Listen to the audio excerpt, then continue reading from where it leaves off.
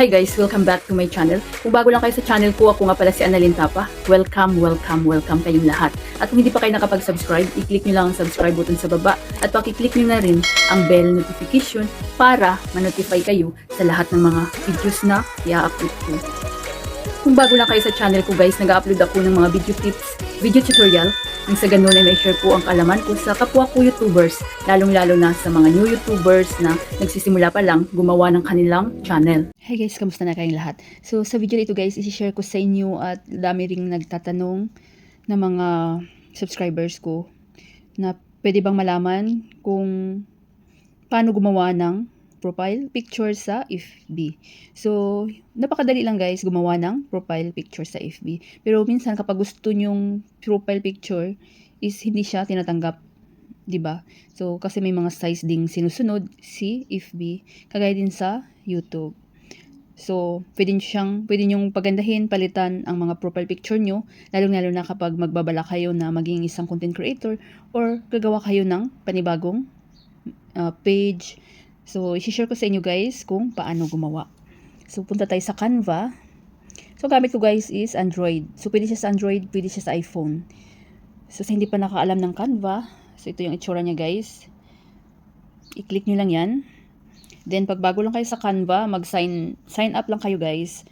At napakadali lang guys. So, napaka-helpful ng Canva apps na i-install nyo sa inyong mga mobile. So, mag-back lang tayo guys sa pinaka-homepage ng Canva. So, dito na tayo guys sa pinaka-homepage ng Canva. So, dito sa taas, nakita nyo, dito sa search, i-search nyo guys kung ano ba yung gusto nyong topic. So, sa akin, FB profile picture. So, i-click nyo yan. Then, napakaraming lalabas dyan guys. So, mag-scroll down lang kayo.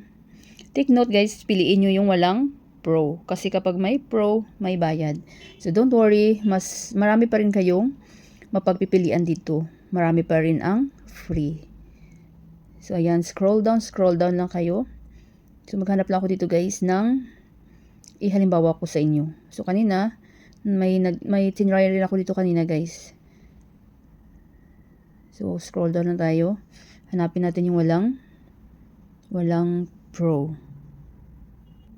So, halimbawa guys, ito yung napili ko. So, wala siyang Pro. So, i-click nyo lang yan.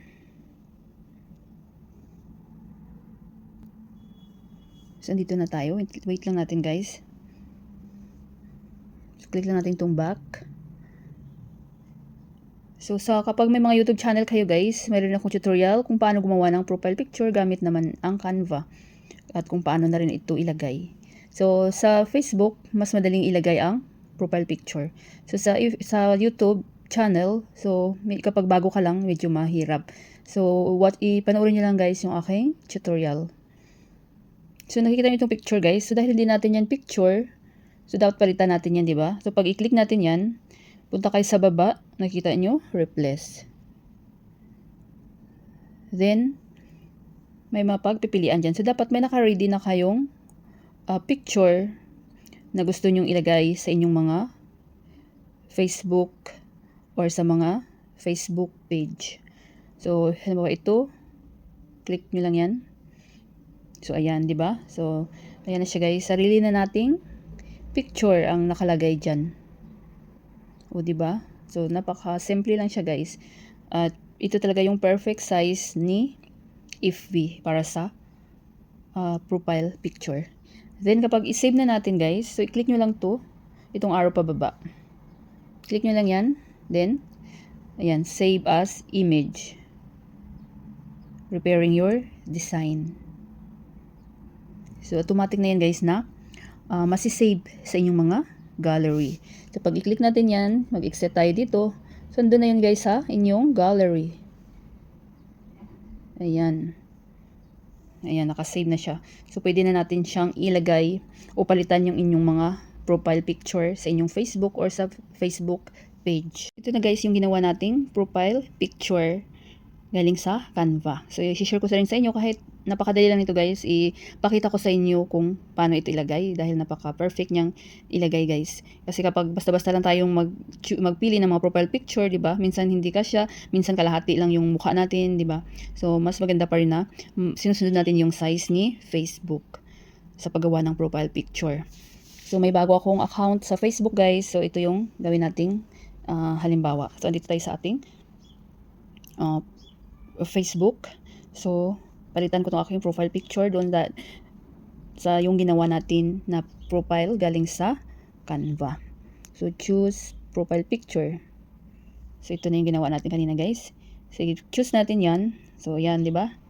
Napaka-perfect niya guys. Then pwede kayong mag-add dyan ng description. So i-save na natin.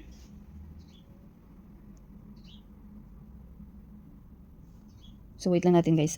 Uploading your profile picture. So ayan na siya guys, 'di ba? Napaka-perfect guys. Sa next na video ko guys, i-share ko rin sa inyo, abangan niyo kung paano gumawa ng maganda, attractive na cover photo sa inyong mga Facebook account or mga FB page. So pag may mga question kayo guys, suggestion, iwan na kayo ng comment sa baba at gagawa natin yan ng tutorial.